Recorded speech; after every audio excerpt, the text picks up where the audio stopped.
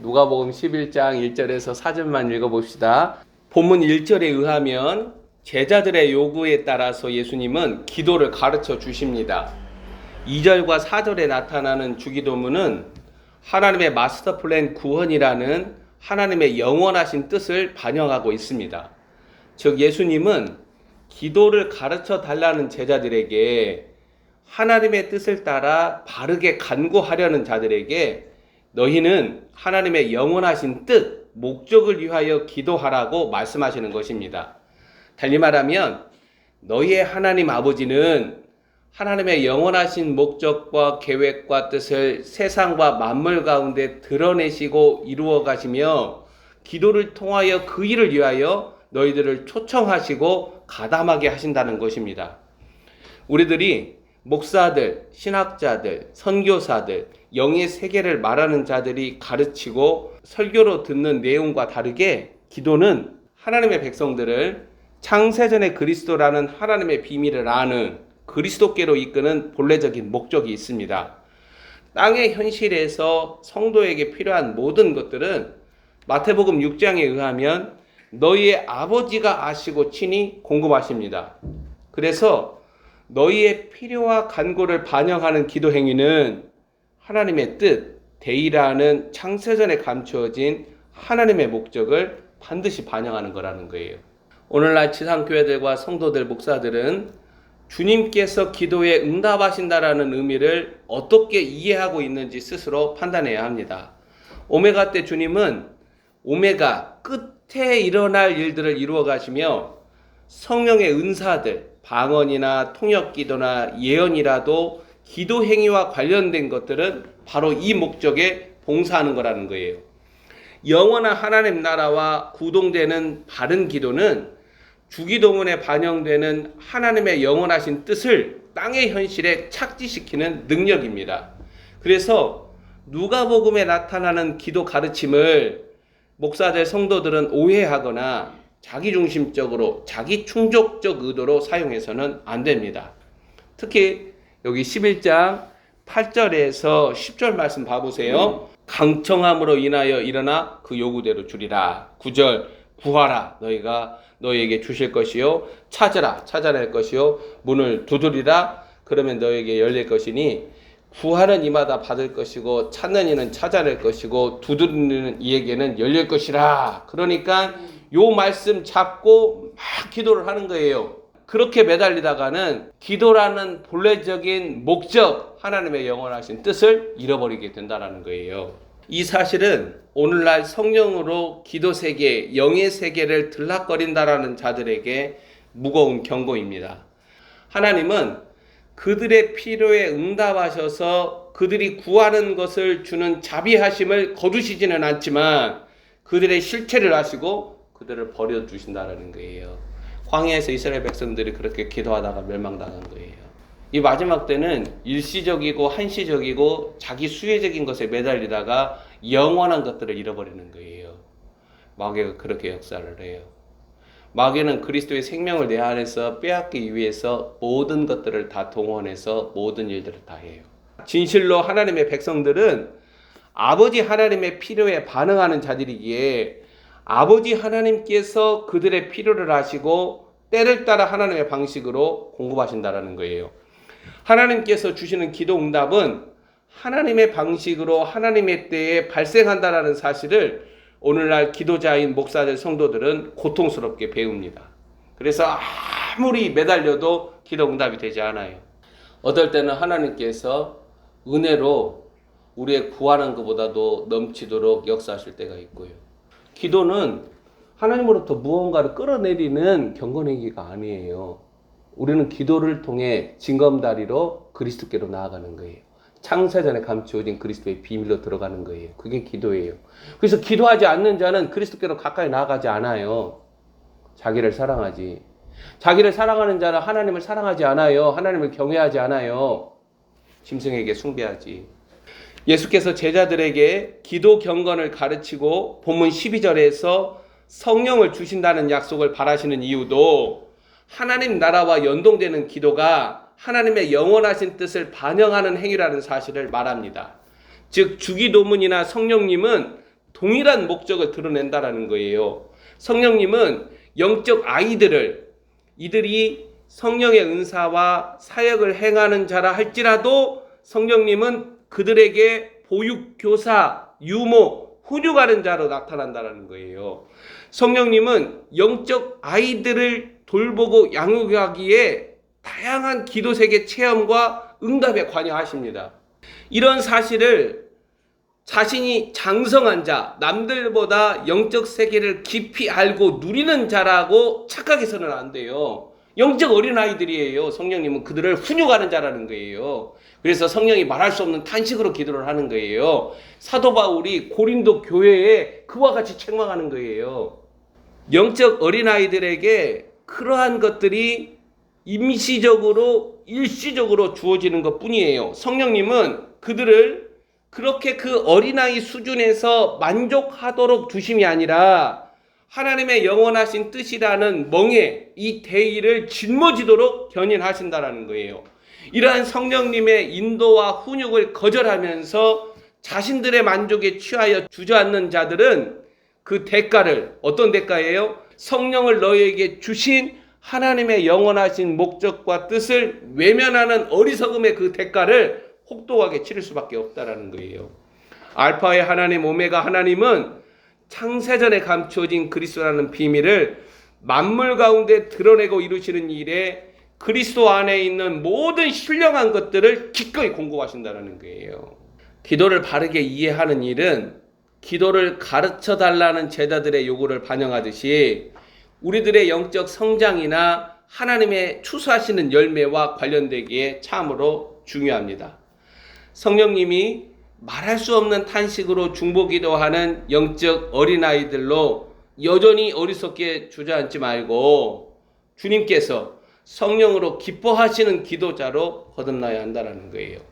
여러 간구와 요구들로 무장한 그 자신을 부인하며 하나님의 뜻을 알기를 구하면 성령님은 기꺼이 우리에게 하나님의 목적을 알리시고 응답하신다는 거예요. 그래서 하나님의 말씀을 열어주시는 거예요. 발설된 하나님의 말씀이 기록된 이 하나님의 증거들, 문서, 구약과 신약을 열어서 하나님의 본래적인 목적과 뜻을 알게 하신다는 거예요. 기도는 그리스도께 나아가는 걸음입니다. 주님께 가까이 나아갈수록 기도자는 자신의 필요를 채우는 일에서 벗어나서 하나님의 마스터 플랜 구원을 온전하게 이해하기 시작합니다. 기도와 성령은 아래 세상에서 잠시 거하는 성도들의 삶, 경건에 놓인 예수 그리스도의 멍에와 같다라는 거예요. 기도와 성령은 그리스도의 비밀이 자신 안에 드러난 자들에게 하나님의 일들이 드러나게 한다는 거예요. 예수님은 자신을 따르는 자들에게 하늘 아버지께서 구하는 자에게 성령을 기꺼이 주신다고 약속하십니다. 성령님은 구하는 자들에게 실제적으로 관여하시고 하나님의 뜻을 나타내신다는 거예요. 아버지 하나님, 지금 하나님의 뜻이 나에게 무엇입니까? 그 하나님의 뜻을 가르쳐 주기보다 창세전에 하나님께서 그리스도 안에 작정하신 영원하신 뜻을 그에게 가르친다라는 거예요. 자, 11장 27절 28절 한번 읽어봅시다. 이 말씀을 하실 때에 무리 중에서 한 여자가 음성을 높여 이르되 당신을 뵌 태와 당신을 먹인 젖이 복이 있나이다 하니 예수께서 이르시되 오히려 하나님의 말씀을 듣고 지키는 자가 복이 있느니라 하시니라. 27절 28절을 읽으면 예수께서 복 있는 자들은 하나님의 말씀을 듣고 지키는 자라고 말씀합니다. 간구하는 자들에게 성령을 주시는 하늘 아버지의 의도는 이들이 영의 세계에 탐닉하며 주저앉는 것이 아니라 땅의 현실에서 이루어져야 하는 하나님의 영원하신 뜻을 위하여 자발적으로 공세적으로 하나님의 말씀을 들을 때마다, 즉 성령님이 너희 안에 하나님의 뜻을 드러내실 때마다 지키라, 하나님의 뜻을 행하라고 명령한다는 거예요.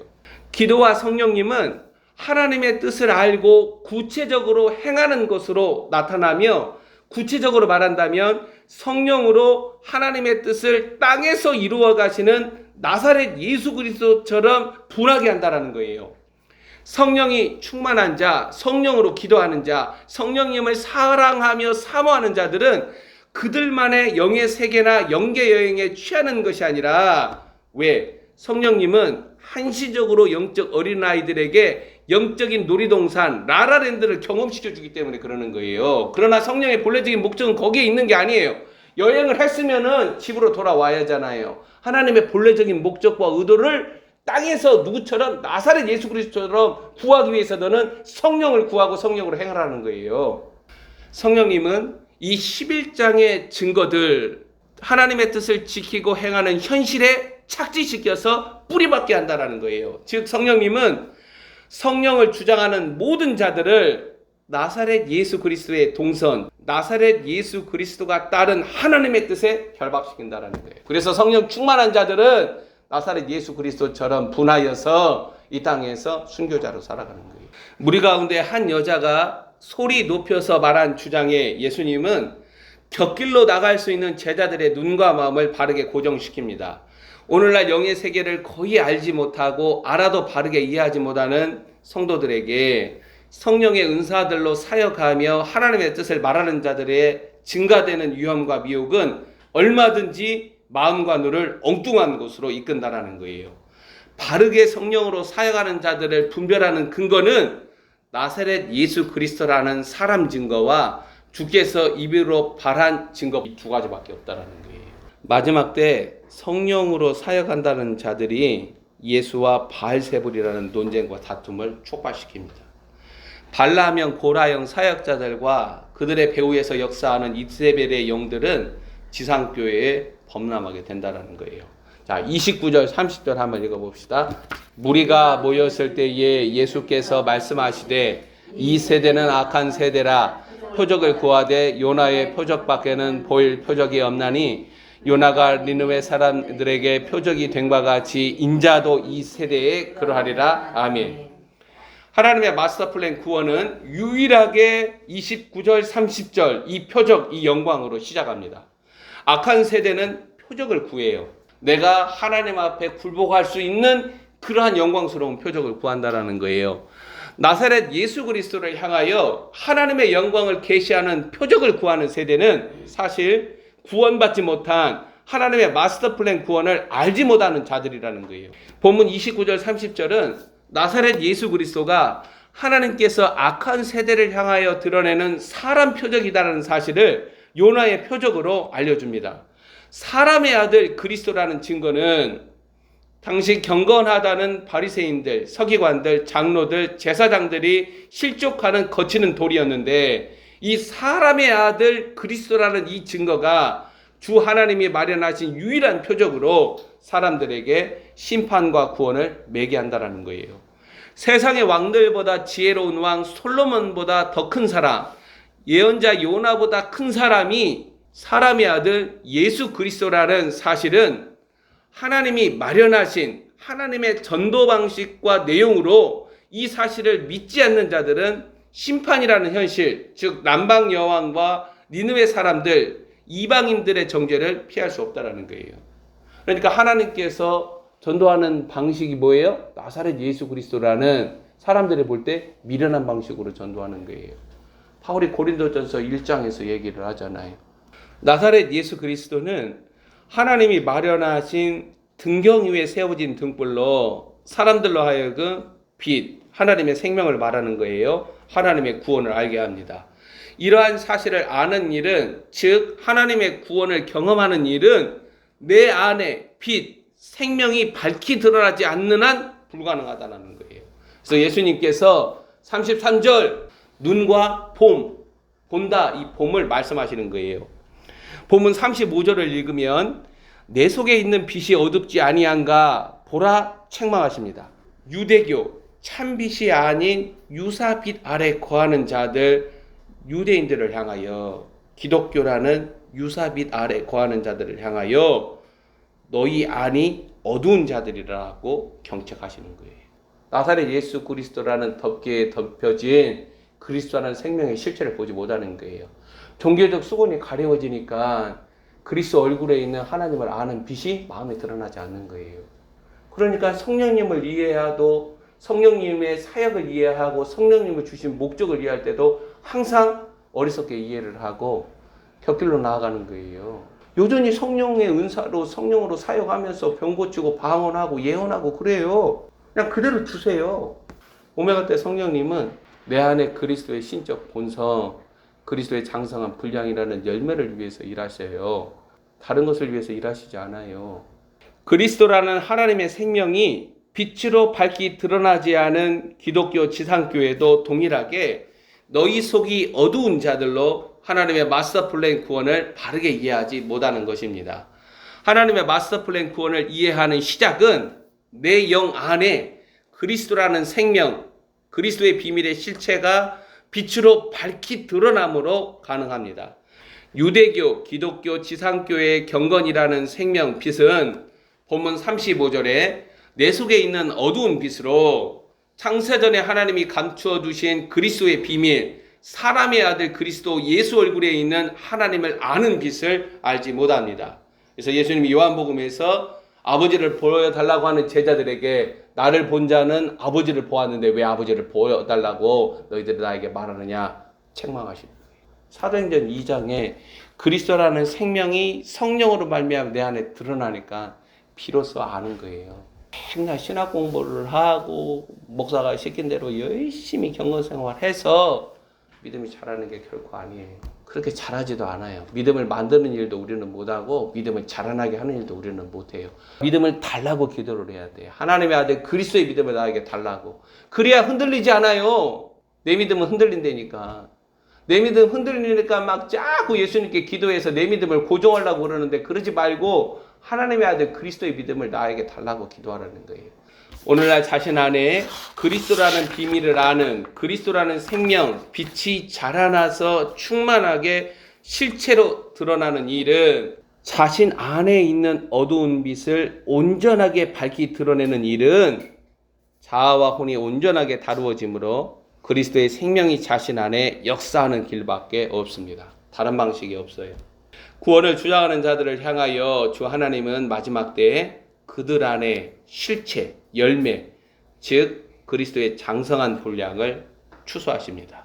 열매를 통하여, 즉 그들 안에 그리스도의 분량을 통하여서 그들의 실체를 알게 하고 구원과 심판이 나타난다라는 거예요.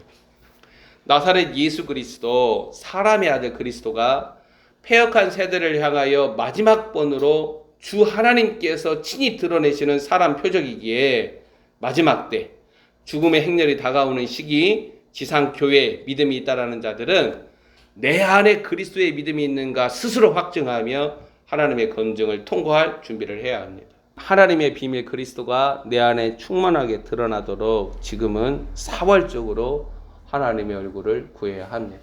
기도합시다.